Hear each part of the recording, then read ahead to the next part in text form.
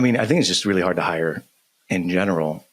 The biggest value prop is like the ROI that you can get. If I hire for a comparable position, 50 grand a year, and I can get it for 20, all of a sudden I've got more to invest in the business for the same quality at a much lower price. Yep. You said it was a career defining decision for you. Like, why? You're young. Like, why is this a career defining decision? I think there's this theme throughout my life that anything I've done, I have not been qualified to do. I didn't have permission to start a real estate private equity company. If I'd have tried to go get a job from Sam Zell, he would have said, no, you can't work for me, Nick. But I still went out and raised $40 million and bought $100 million worth of self-storage. I didn't know what I was doing. It worked. We made some good decisions. The business is in a really good spot. When I'm 30, 34 years old and my partner comes to me and says, hey, Nick, I'm thinking about selling 51% of my business to Andrew Wilkinson at a $47 million valuation. You want to sell half your shares and make, almost $4 million cash? And I'm like, okay, well, I can get out of the best business I've ever been in. I can divest some of my shares and take a win that can build me a big house and get me a sports car, whatever. Or I can try to get more of it. And so I came back to Marshall and said, hey man, I don't want to sell half, and I actually want to be the one to buy your shares instead of Andrew Wilkinson. Let's make a deal. Okay. So this is the thing I'm the most interested about. I'm not going to say I was in the same situation, but I had multiple companies. I ran them in 2020. I can't remember the year. Combined, we did about $30 million in top line revenue.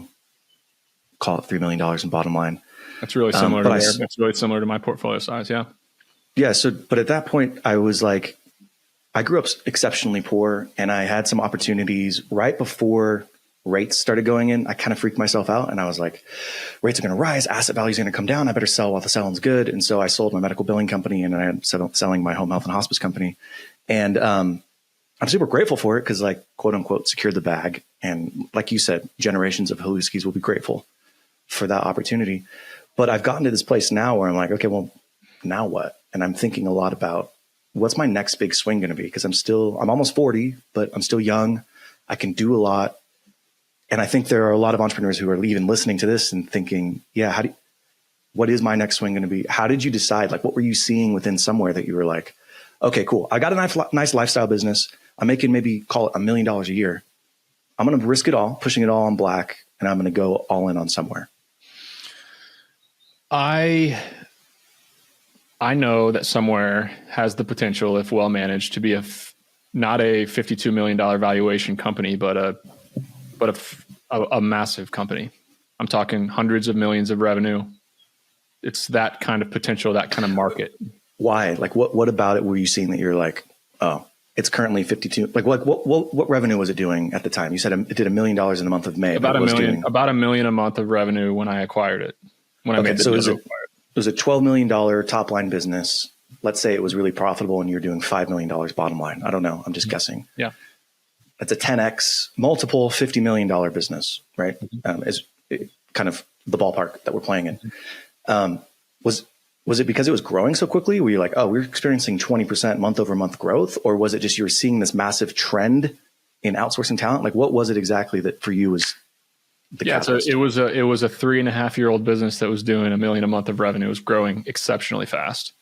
And I just saw what it did to my business. I went from a mindset as an entrepreneur in 2020 of, hey, everybody on my team is in America, every single person. Mm-hmm. To hire somebody new and to grow my business takes $50,000 a year. And that's for an entry level person. To hire an executive, God forbid, if I can afford them, it's $150,000 a year. I went from that to being able to make 5 hires who are specialists for the same money. And when you can do that, the growth, it just changes everything about how you think about business. If you can manage these people, like, look, there's difficulties. If you can manage them, if you can, keep track of everything, if you can really make sure that everybody's productive inside your business, it's a total game changer. And I know it's not going to get easier to hire Americans. I know that. Why do you think no one's built $100 million overseas talent company yet? They have, absolutely. They have? Oh, hell yeah. Athena. Tell me about it. Athena's doing 60 million ARR, probably worth $500 million if they went public. They just do only executive assistants in the Philippines. Only executive assistants in the Philippines. They're not doing any team building. They're not doing any corporate accounts. I mean, we have shifted our focus over the last year to literally helping companies build their entire teams. And we're going to do, with 5 different clients this year, we're going to do more than 30 hires for them. We're going to help them build their entire company. That only goes up as you start building teams. So yeah, there's many BPOs. We're going to build a full team for you. We're going to put them in an office. What's a BPO? Business partner organization? Business process outsourcing means like we're going to take a function of our company and put it in an office in the Philippines.